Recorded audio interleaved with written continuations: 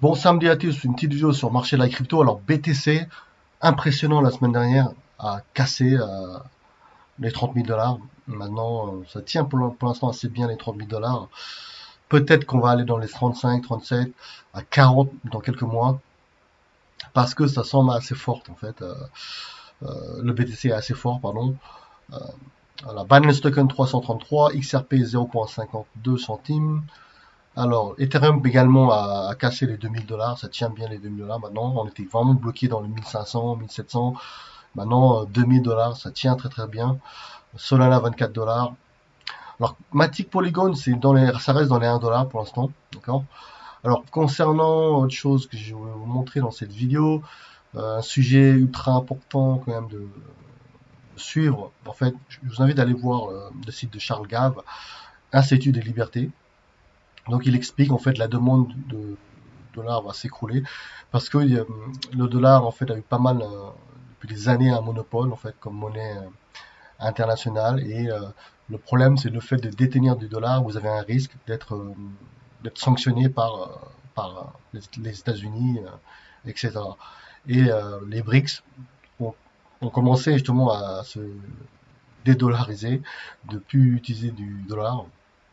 Et donc, ils s'orientent vers la monnaie chinoise, le yuan, également le rouble, la Russie. Donc, récemment, en fait, on a vu que la France avait Total et l'échange de gaz en yuan, etc.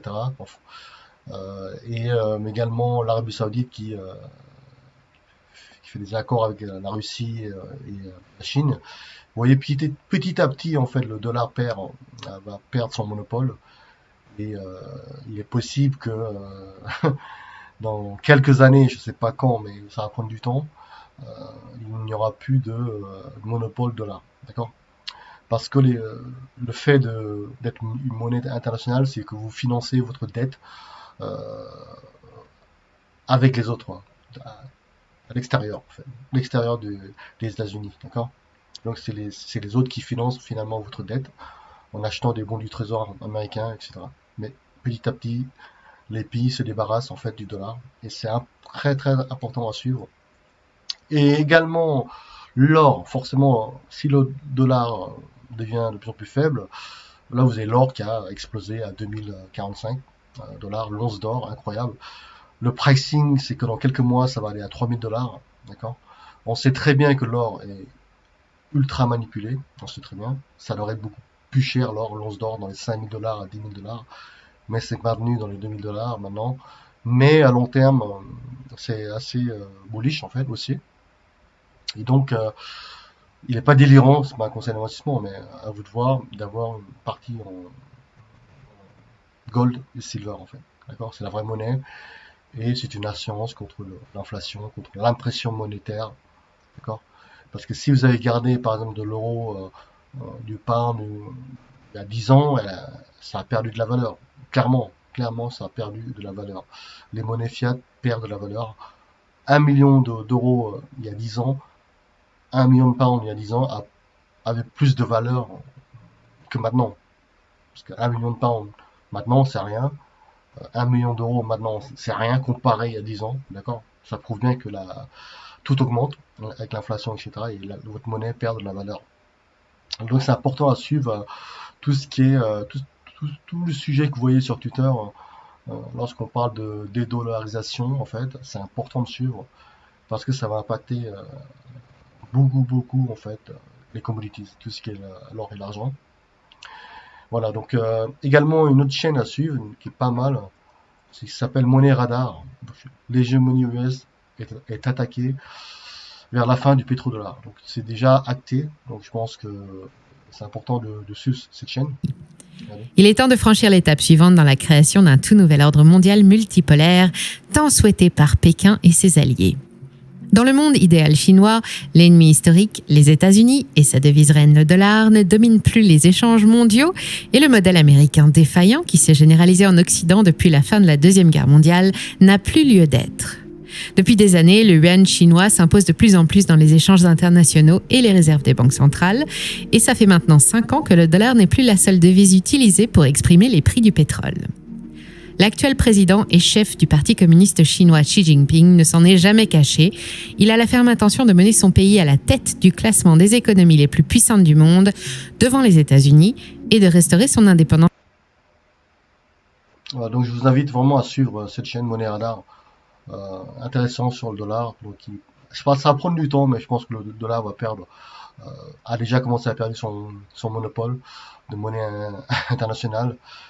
Autre chose que je vais vous montrer concernant alors, le pricing des taux, en fait, la hausse des taux. La hausse des taux, la réunion de la Fed, ce sera le 3 mai, d'accord? Le pricing du marché, c'est qu'on espère à 70% de probabilité qu'il y aura une 10e hausse de taux de 25 points de base. On arrivera dans les 5 à 5,25 points de base, pardon, de taux. Et donc, c'est un taux quand même ultra élevé, hein, donc ça date quand même équivalent en septembre 2007. Et là, peut-être que ça va commencer à craquer au mois de mai, hein, d'accord? Mi-mai, le marché, il est possible que le marché commence à descendre, à chuter. Après, le pricing que j'avais vu au mois de juin, c'était une pause. Ça reste à confirmer, à voir.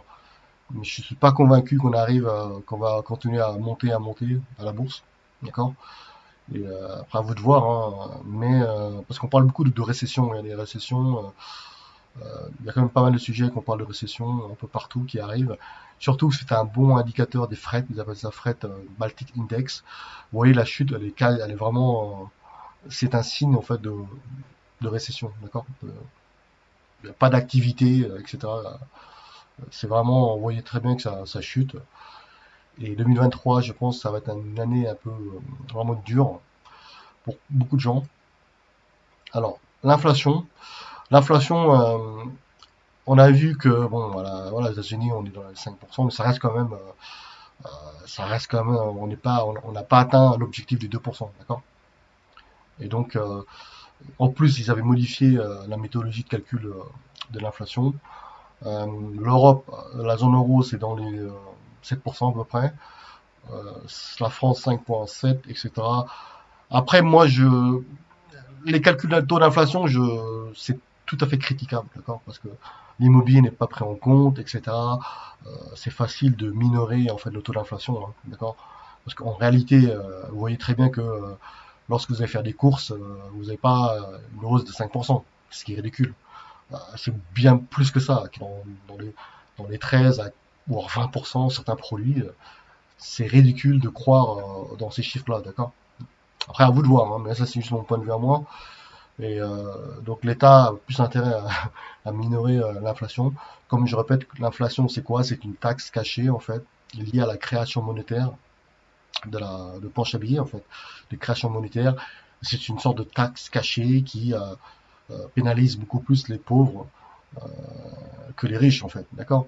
Parce que les riches savent placer l'argent dans des actifs en fait qui vont monter, donc ça permet de couvrir contre la hausse de l'inflation, mais la classe moyenne ou la classe pauvre n'a pas forcément l'éducation ou l'argent pour placer dans des actifs à la bourse ou dans l'immobilier, d'accord? Donc la hausse de l'inflation va impacter leur niveau de vie, hein. C'est ça qui est terrible. Voilà.